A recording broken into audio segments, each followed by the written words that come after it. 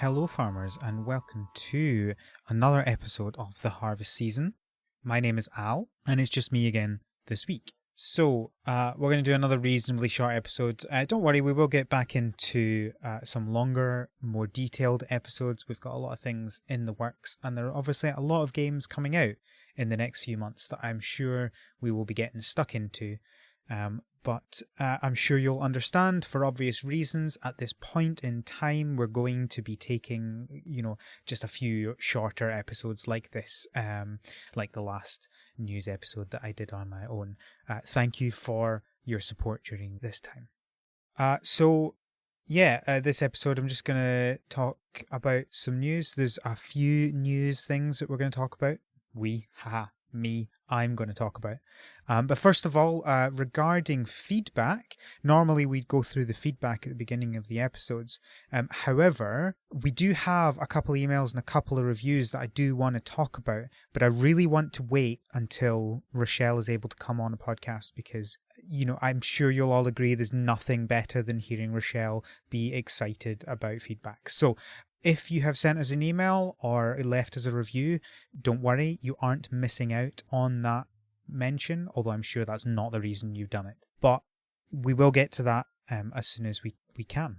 So I'll talk a bit about what I've been playing recently, which is going to be a little bit disappointing because I don't think I've been playing any farming games the last couple of weeks. I've kind of petered out a little bit on Animal Crossing, although I really should be playing the wedding event, and I'm sure I'll pick that up at some point soon.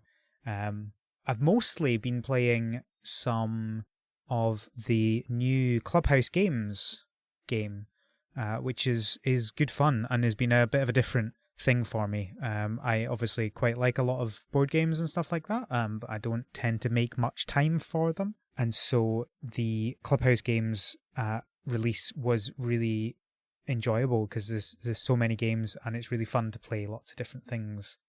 So I've mostly been playing that the last couple of weeks. But of course the next couple of weeks are going to be a bit busier because we are just about to have a Summer in Mara release and we're just about to have the Pokemon Sword and Shield DLC release. It's going to be a busy time, so I'm sure I won't be saying that I've not played anything next time.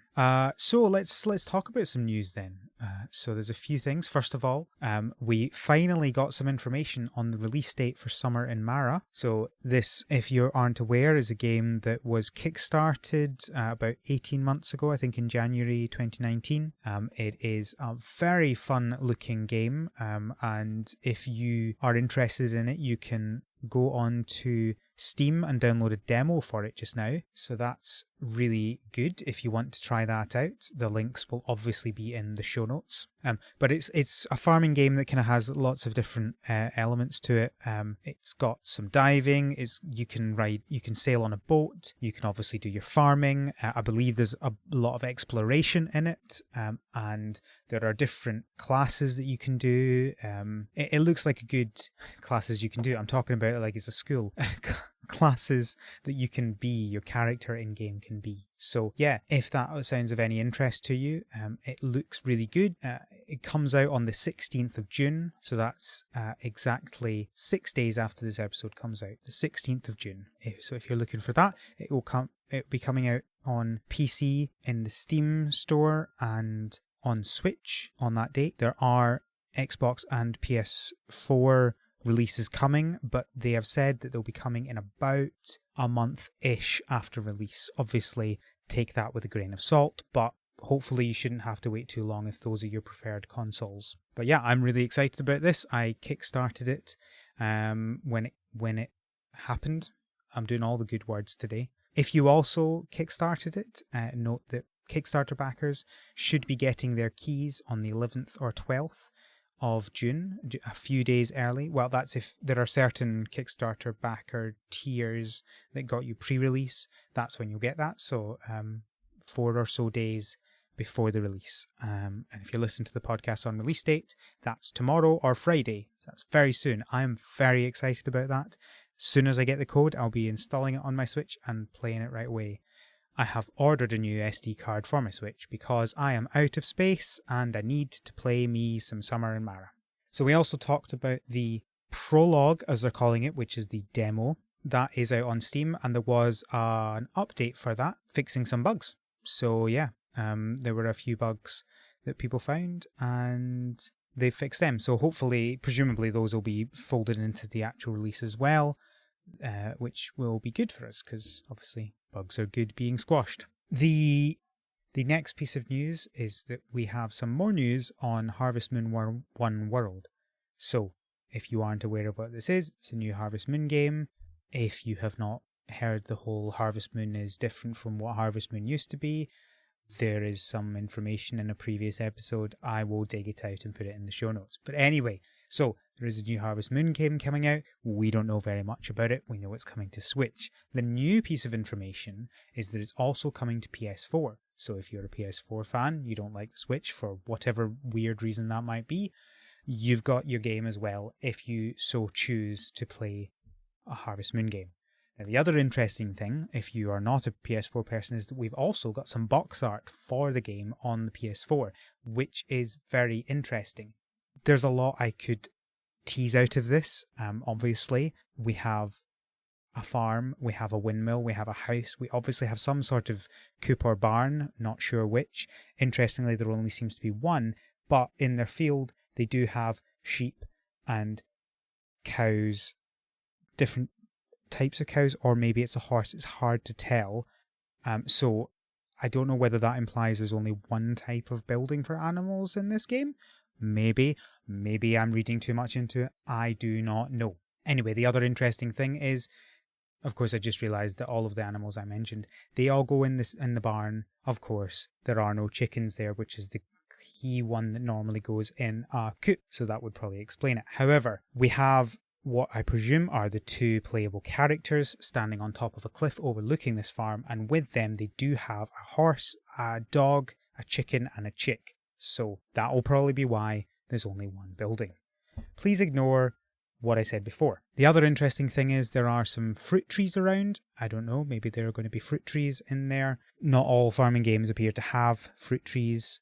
I like fruit trees. They're a nice steady source of income. But the really interesting thing is they are overlooking the farm, but also they're overlooking a vast expanse of land. There appears to be a sea. There appears to be what looks like an island in the distance. There is also a desert with what looks like an oasis and a lone tree sitting in the middle of the desert. Most interestingly, however, there is also what looks like a volcano. I don't know what to say about this. There's a volcano, right? That seems like an odd thing to be in a Harvest Moon game. But anyway, this does seem to expand the idea of it being a large world that you're going around, and it's not just something like, for example, Story of Seasons Trio of Towns, which was bigger than your usual village, but still only a little bit bigger. It does look like they're actually trying to make a big world for this game, which is an interesting thing. Tying that in with the tweet that will also be in the show notes, it's from PlayStation, and they say, "Nurture your farm to prosperity and head out on a globe-trotting adventure when Harvest Moon 1 World comes to PS4 later this year." So, I don't know. They really seem to be bigging up this idea that it's a large world. I wonder how that works when you're also farming. I'm not sure how you kind of balance the idea of, I'm going to be farming this local farm, but I'm also going out into the world. Are you going to be able to hire people to continue running your farm while you go out? Who knows?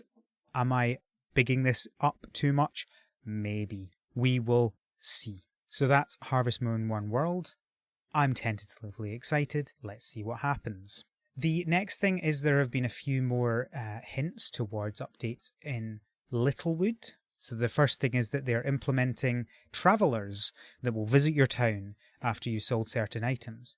And apparently they will bring gifts, including rare books for the Grand Library, which is good. So it just kind of makes that world seem nice and big. Littlewood actually does quite a good job of making what feels like a large world, which is good. But it doesn't feel too big. And I think it's possibly to do with what I discussed in the last episode, which is that when you're playing in Littlewood, it's only when you do actions that you lose time. So you can travel anywhere you want and not lose any time, which means that you can go from one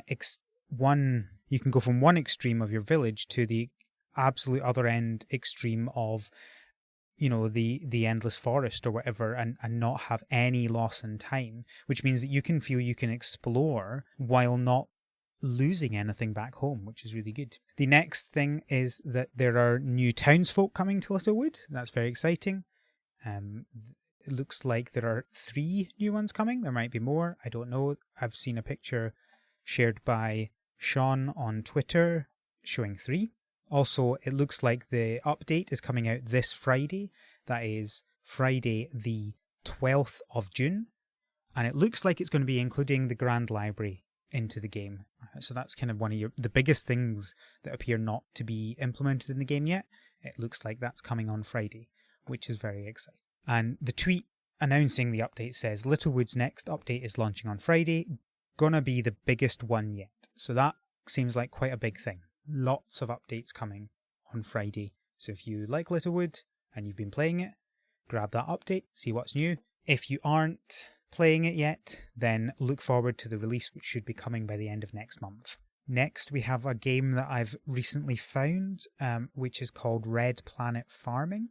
Now, this is a free game currently released on Steam, and it is a game about farming and terraforming Mars. So you can get it on Steam, all very exciting, and it is completely free. Not sure why. Not going to complain about that though. It looks like an interesting game. It's not kind of third person, it's more like kind of top down level game. You kind of like city building game, but you are specifically focusing on farming and building up a base on Mars. So I'm hoping to get some time at some point to get into this. It was released just a few weeks ago and it looks really fun. It looks reasonably simple in terms of gameplay, but it looks like the actual underlying mechanics of it could be quite complicated, and it's the sort of thing where you can play it as simply as you want, but to actually really get things out of it, you can go really complicated as well. It has very positive reviews, so I'm very looking forward to it. Already got it in my library, just not had any time to play it yet. Highly recommend that if you find it interesting. And the final thing I've got on news for just now is that itch.io, website, if you don't know about it, is a website that's commonly used by indies for uploading their games to. They have released a bundle, which all proceeds from this are going to the NAACP Legal Defence Fund and the Community Bail Fund, currently helping to fund fighting for racial justice and equality. So if that's something you're interested in, I've got the link as well. Now, the reason why I'm mentioning it specifically in this podcast is it does include a game that we've been following, which is Village Monsters. So if you've been looking for Village Monsters, you can pay $5 and get Village Monsters plus another 700 odd games. So if that's something you're interested in, and you'd also like to support fighting for racial justice and equality as well, go do it. It only costs $5, but there is no upper limit as to how much you can donate. So go grab these games, play Village Monsters, play all the other hundreds of games, literally hundreds of games that they have. I've just noticed it includes Celeste, loads of games. It looks really good. Go do that. And so I think that's all the news we've got for just now. Obviously, there are quite a lot of upcoming games. I can't remember whether I mentioned it or not, but Atomic Crops is now out. So if that's something you've been looking at getting, you can go buy that now on, well, all the platforms, on PC, on Switch, on PS4 and Xbox. Atomic Crops is out on all of them now. We've got Summer in Mara, as I mentioned, coming out next week. We have an Ooblets Early Access coming very soon. We have Story of Seasons, Friends of Mineral Town coming in July. We have Garden Story, which should be coming in the next month or two. We have Littlewood releasing at the end of July. And then near the end of the year, we also have Harvest Moon One World, Village Monsters, the Summer in Mara on the other consoles, and maybe at some point we might also get some information about Rune Factory 5, which is meant to be coming out this year. So it is a good time to like farming games, and if any of those games pique your interest, they will be coming out over the next few months. Very exciting. So I think that's everything I have this episode.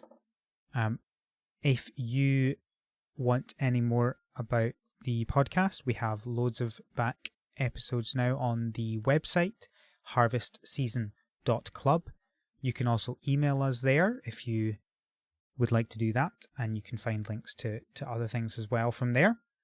One other thing you can find is our Patreon. We've been a little bit behind recently on our Patreon exclusive podcast, but we should hopefully be getting back into that soon. But other than that, thank you all for your incredible support on Patreon. It means the world to us. And if anybody would like to help support the podcast, that is the best way you can do it financially.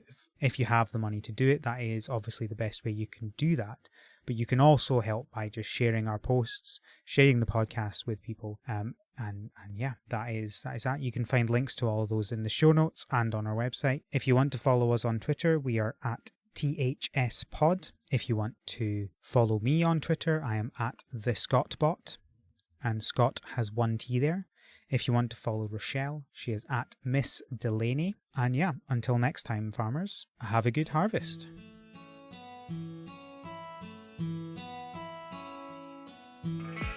The Harvest Season is created by Rochelle Delaney and Al McKinley. Our art is done by Micah the Brave, and our music is done by Nick Burgess. Feel free to visit our website, theharvestseason.club, for show notes, including links to things we discussed and transcripts for every episode. Thanks for listening.